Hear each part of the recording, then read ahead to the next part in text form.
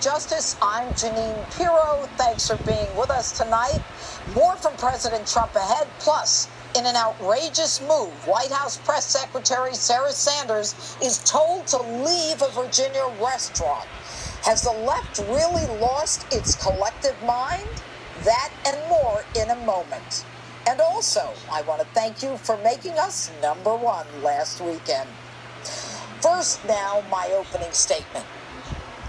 It's come to this. No more civil discourse. What's happening in this country today is beyond anything we've ever seen in American politics.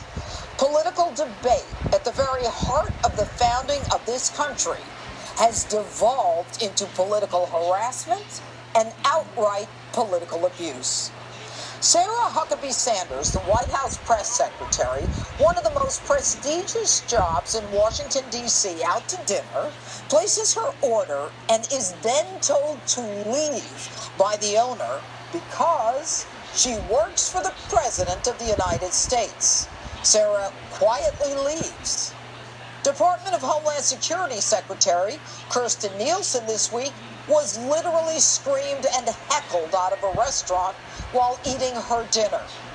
Trump supporters are being harassed all across this country by an hysterical left unwilling to accept the decision and the will of the American people who put Donald Trump in office. These unhinged leftists are normalizing outrageous behavior, which is only getting worse. So why is this happening? Once the Democrats' 24/7 Russia illusion nonsense fizzled because there was no evidence of wrongdoing or collusion other than corruption on the part of those at the top level of the FBI and DOJ to frame Donald Trump, the left needed a new issue, a new deflection to some other made-up wrongdoing on the part of Donald Trump. What to accuse him of? What can we blame him for now? They then deflect to the inhumane separation of children from their families at the border. Now, I want to be clear. I have spent my professional life fighting for children who've been victimized and injured and harmed. There is nothing more heartbreaking than children being separated from their parents. Every day, family courts separate parents from their children. Every day, criminal judges separate parents from their children.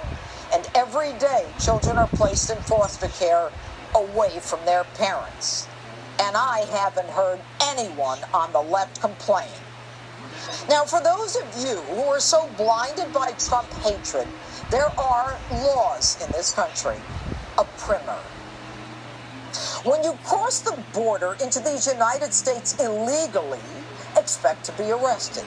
You do not have the right to come here. We did not invite you here, and you cannot stay here. But on your way out, you can thank Bill Clinton and his Flores settlement that requires that children be taken away from their parents within 20 days of crossing the border.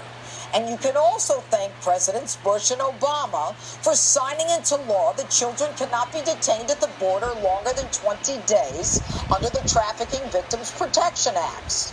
And now everyone wants to go after President Trump. This is not something that President Trump created. George Bush did nothing about it. Barack Obama did nothing about it. And by the way, Laura Bush, we haven't seen you for a while. Thanks for entering the fray and calling the removal of children cruel and inhumane. Why didn't you just roll over one night and tell your husband, the president, that his zero-tolerance policy was cruel and inhumane? The left just doesn't care what the facts are. Politicians are willing to stand up and totally contradict themselves in their effort to create political chaos, hatred, and abuse. And Steny Hoyer, the most senior-ranking Democrat in Congress, says this. He is taking infant children hostage, wrenching them from the arms of their parents, traumatizing them, perhaps for life. Hey, Steny, you've been in Congress for 37 years. You said nothing during the Clinton, Bush, or Obama administration, and now you're worried? And Senator Kamala Harris says this. We imprison them. We imprison them. We put them behind barbed wires. Kamala, when you were Attorney General in California, over 1 million people were separated from their children. Does separating of children from families only hurt if Donald Trump is president? And Peter Fonda, he says we should rip the president's son from his mother's arm and put him in a cage with pedophiles. Hey, Peter, how about you get on your motorcycle and take an easy ride off the planet? J-Lo bemoans and trashes the president for this separation of children from parents. Except this child is separated from her parents in Mosul by ISIS. Even Time magazine is so blinded that they ignore all journalistic standards to trash Donald Trump. The child depicted here on the cover was not separated from her mother. In fact, the child here was taken by the mother without the father's permission or knowledge or consent from her home country. And this mother, by the way, had previously been deported. We cannot allow our country to be overrun by illegal immigrants. The only resolution to this problem is to build a wall.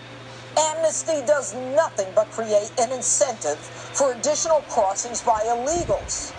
Make no mistake, the Democrats are simply looking for an issue for the 2018 midterms. And even if they have to lie, create false images, and a movement to intimidate Trump supporters, they will stop at nothing. Folks, we're in a very dangerous place right now. Hate is hate. Hate leads to harassment and abuse. And that abuse leads to violence. And that violence leads to retaliation. Any threat of violence that conjures up a visual of violence is more dangerous than just having different political views. We are a very short distance from those who are willing to cross the line of political debate to those willing to cross the line into political abuse. And that's my open. Tell me what you think on my Facebook, Twitter, and Instagram.